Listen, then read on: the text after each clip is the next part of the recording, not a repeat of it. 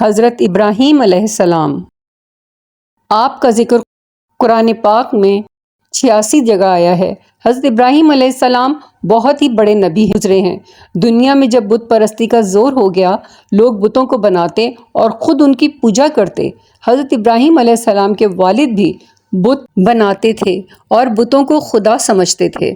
حضرت ابراہیم علیہ السلام ابھی بچے ہی تھے، وہ دیکھتے کہ میرے والد اور دوسرے لوگ خود ہی مٹی اور لکڑی سے بتوں کو بناتے ہیں اور پھر ان کو خدا سمجھنے لگتے ہیں۔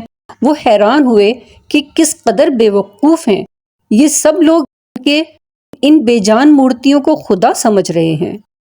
حضرت ابراہیم ان لوگوں سے کہتے کہ تم لوگ کیوں ان بتوں کو پوجتے ہو؟ یہ تمہیں نہ کوئی نفع دے سکتے ہیں نہ نقصان، مگر وہ جواب دیتے کہ جو ہمارے باپ دادا کرتے ہیں ہم وہی کر رہے ہیں۔ ایک دن ان لوگوں کا شہر سے باہر کوئی بڑا میلہ ہوا۔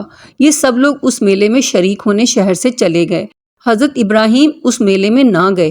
ان کے پیچھے حضرت ابراہیم علیہ السلام ملک کے بڑے بت خانے میں گئے اور وہاں کے سب بتوں کو توڑ ڈالا سوائے ایک سب سے بڑے بت کے، اور کلہاڑی جس سے سب بتوں کو توڑا تھا وہ اس بڑے بت کے کاندھے پر رکھ دی، جس سے یہ معلوم ہوتا تھا کہ یہ سب اسی نے توڑے ہیں۔ لوگ جب واپس آئے اور انہوں نے بتوں کی یہ درگت دیکھی کہ کسی کا سر نہیں ہے تو کسی کا پیر نہیں، تو سب غصہ ہوئے، تو بہت غصہ ہوئے کہ یہ حرکت کس نے کی ہے۔ سب نے شبہ حضرت ابراہیم علیہ السلام پر کیا کہ وہی بتوں کو برا کہتے تھے اور میلے میں بھی نہیں گئے تھے۔ بالآخر ان کو بلا کر پوچھا کہ یہ بت کس نے توڑے ہیں؟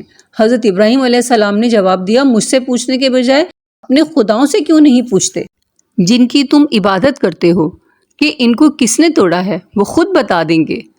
ان لوگوں نے جواب دیا کہ آپ کو معلوم ہے کہ یہ بول نہیں سکتے۔ حضرت ابراہیم علیہ السلام نے کہا کہ پھر تم ایسے بیکار خداؤں کی پوجا کرتے ہو۔ حضرت ابراہیم علیہ السلام نے پھر کہا کہ دیکھو کلہاڑی بڑے بت کے کاندھے پر رکھی ہے، یہ کام اسی کا معلوم ہوتا ہے، اس سے پوچھو۔ یہ لوگ بہت ناراض ہوئے اور ان کے باپ آزر سے شکایت کی کہ تمہارا بیٹا ایسی حرکت کر رہا ہے، اس کو سمجھا لو ورنہ اچھا نہ ہوگا۔ حضرت ابراہیم علیہ السلام نے اپنے والد کو بھی سمجھایا اور بت پرستی سے منع کیا اور عرض کیا کہ میں ڈرتا ہوں کہ آپ پر اللہ کا عذاب نازل نہ ہو۔ اس پر ان کے والد بہت ناراض ہوئے اور کہا کہ آئندہ اگر تم نے مجھ سے کوئی ایسی بات کہی تو میں تمہیں سنسار کر دوں گا، اور کہا کہ تم میرے پاس سے ہمیشہ کے لیے چلے جاؤ۔ اس پر والد کو سلام کیا اور کہا کہ میں چلا جاتا ہوں، لیکن میں آپ کے لیے مغفرت کی دعا کرتا رہوں گا۔ Subscribe